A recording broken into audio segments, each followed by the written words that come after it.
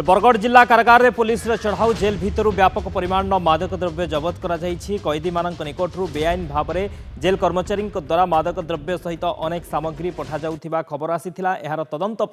भोरू police team चढ़ाऊ कर SP सहित 14 जन ऑफिसर और 2 प्लाटून पुलिस फोर्स जिला कारागार में पहुंची चढ़ाऊ करते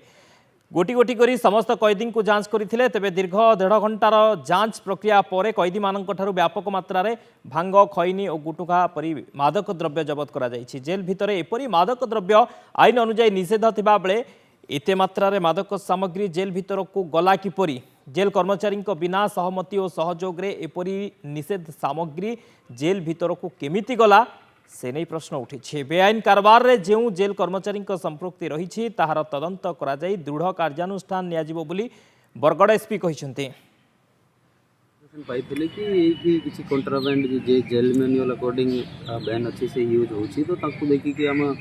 2 प्लाटून फोर्स और 14टा ऑफिसर हम डिस्ट्रिक्ट रू नहीं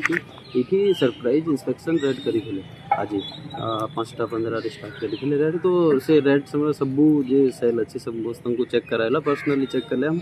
तो चेक कला बेले से कुल मात्रा रे किछि भांग